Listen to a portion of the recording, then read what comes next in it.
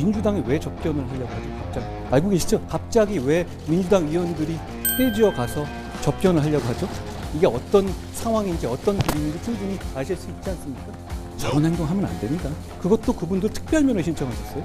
특별면허 제도는 지난번 그 정성희 의원 그 사태 이후에 저희가 제도를 바꿔서 장애인과 노약자 위주로 우선적으로 진행되고 있고 국회의원들에게 편하게 접견해서 말 바꾸게 하는 통로로 이용하는 것, 그거는 저는 그런 식으로 저희는 운영하고 있지 않다는 것.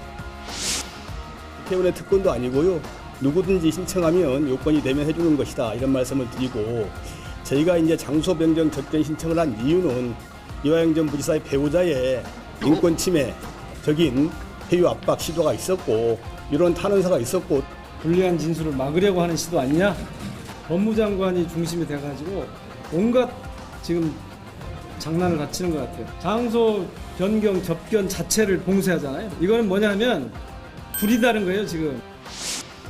민주당이 자기 편이 한 불리한 진술을 뒤집어 보려고 검찰청에 몰려가서 들어놓고 영치금 보내기 운동하고 성명서 내고 가족 접촉하고 면회에서 진술 번복하라고 압박하고 하는 행태를 보이고 있는데요. 권력을 악용한 최악의 사법 방해인 행태라고 생각합니다. 지금 보내는 영치금 보내는 수사가 어떻게 방해가? 아유 참. 그리고 민주당이 보내는지도 법무장관 잘 맞아요? 영치금 보낸 게 수사 방해예요? 이해가 안 되는데. 정신 나갔네. 정신 나갔네.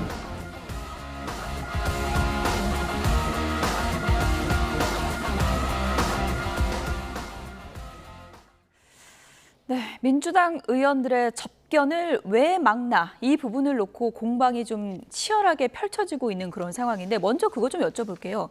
장소 변경 접견하고 특별 접견하고 뭐 다른 의미입니까? 어떻게 봐야 되는 겁니까? 지금 그 형 집행에 관한 법률 행정법에 보면은 원래는 변호인은 그냥 변호인 접견실에서 하지만 변호인 이외의 사람들 같은 경우에는 접촉 차단 시설, 영화에서 봤을 때 유리가 있는 상태에서 마이크로 합니다. 근데 그와 같은 접촉 차단 시설에서 원래 해야 되는데 그 장소를 다른 곳으로 변경해서 한다라는 점에서 법률 용어가 장소 변경 접견인 것이고 그것을 통상 특별 면회라 합니다. 근데 이제 가끔씩 법조 브로커들 같은 경우에는 그 특별 면회를 소개시켜주면서 돈도 받고 하는 케이스가 있을 만큼 사실 쉽지는 않습니다. 신청한다고 다 해주지는 않습니다.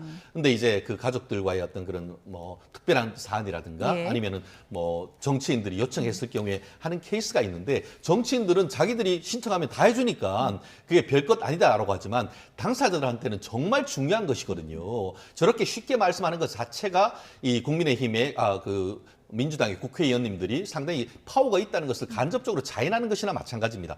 말씀하신 것처럼 지난번 같은 경우에도 그 친명계의 좌장이라고 할 수 있는 정성호 의원 같은 경우에도 당시에 이제 정진상 의원을 만나서 이렇게 뭐 계속 버텨라 이런 얘기를 했다고 해서 문제가 된 적이 있는데요. 말씀드린 것처럼 옆에 교도관이 있긴 있습니다. 그렇지만 살짝 하거나 메모를 전하는 식으로 해서 뭔가에 어떤 영향을 미칠 수 있는 그런 것이고 이미 벌써 7번 정도 해왔지만 진술이 변경된 그런 상황 속에서 왜 직접 가서 또 여러 명의 국회의원들이 만나려고 하느냐는 그런 것들이기 때문에 아마 이것이 지나고 나서 한마디로 지금 이화영 부지사가 법정에 간 다음에 법정에서 이 부분에 대한 명확한 진술이 있다고 한다고 하면은 법무부도 이것들 막을 이유가 없습니다. 다만 지금은 굉장히 민감한 시점이기 때문에 법무행정의 최고 수장으로서 법무장관이 이 부분에 대한 규제를 했다라고 본다고 하면은 충분히 이해할 수 있는 부분이라고 봅니다.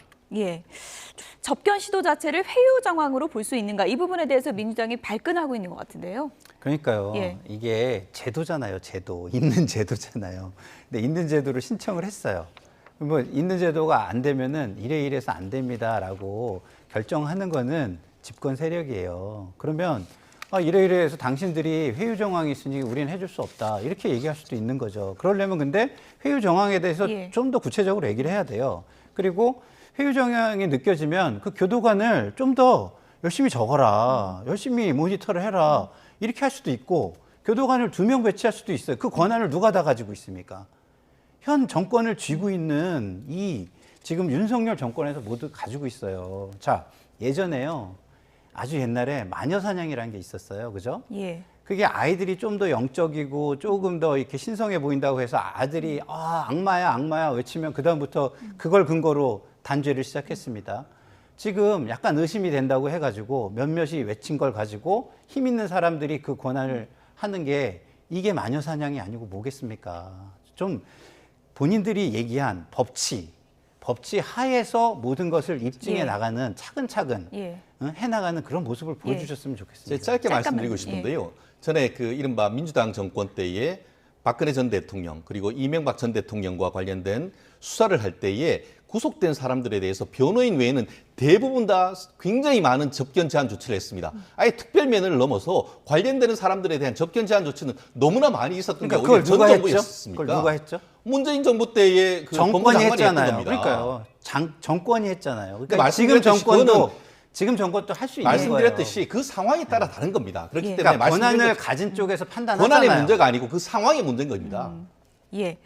어쨌든 뭐 접견을 놓고 지금 뭐 한동훈 장관 측과 민주당이 굉장히 치열한 신경전을 펼치고 있는 상황인데 이제 중요한 건 이화영 전 부지사 진짜 입장이 무엇인지 그렇습니다. 아니겠습니까?